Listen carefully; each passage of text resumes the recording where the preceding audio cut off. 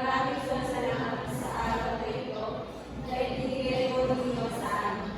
Ay ito nawa ang siyang mahula sa amin sa buong araw na ito. Ay ito nawa ang maging aming sanggalang laban sa mga pangaling at daramdaman. Ang ito nawa ay inyong gamitin sa pagpapahayag ng inyong mabuti balita sa lahat. Amen. Sa ngalan ng Ama, ng Anak, ng Espiritu Santo. Amen. Ngunit bago tayo magsimula, ay narito ang aking pinakalit dito sa klase.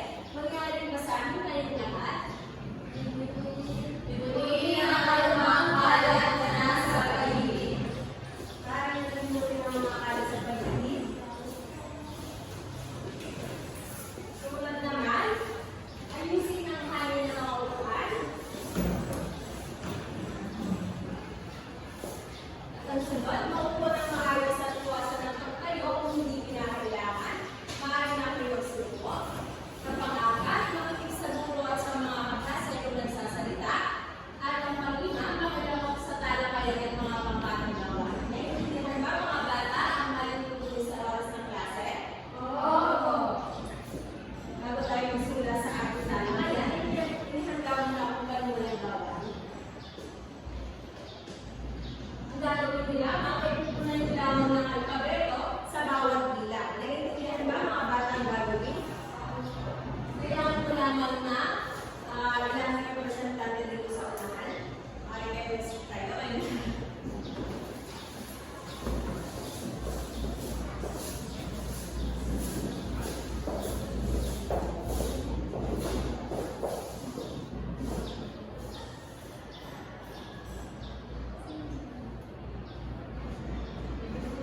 Sa pangalawa.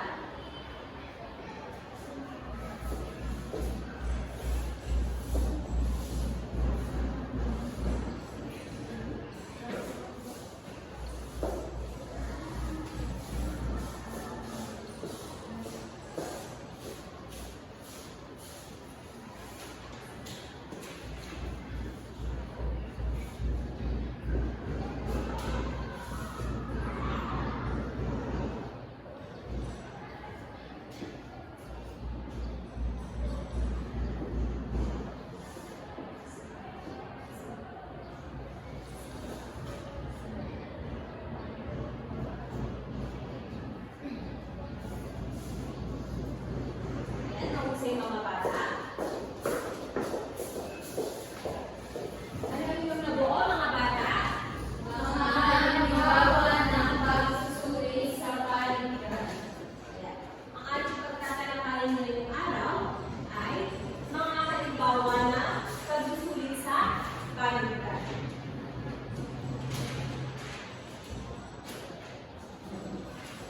At ang una nito ay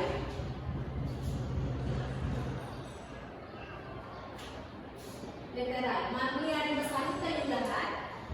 Ang pagod sa pamahali ang tugirang alahal sa pagkasin. So, ang literal, ito naman ay ang pagkakaunawa mo sa iyong binasa. So, halimbawa ay sa pagsusulit ay meron kang maikling kwento. So, sa kasunod ng maikling kwento ay meron mga katanungan. Sa halimbawa ay sino-sino ang tauhan o kaya ay sino ang may akda sa iyong akdang binasa. Magpili na kayo ng ilang mga halimbawa ng katanungan sa maikling kwento. Yes, Elisa? Saan po ang lupa? Yan, maghusay. Sino pa? Yes, Antoinette? Ano ang pamagat na? Ayan, maghusay. Sino pa? So, yun ang katanungan sa literal at yun ang iyong pagkakaunawa sa iyong binasa. Ang kasunod naman ay ang mapanuli o kritikal na pagpapahalaga.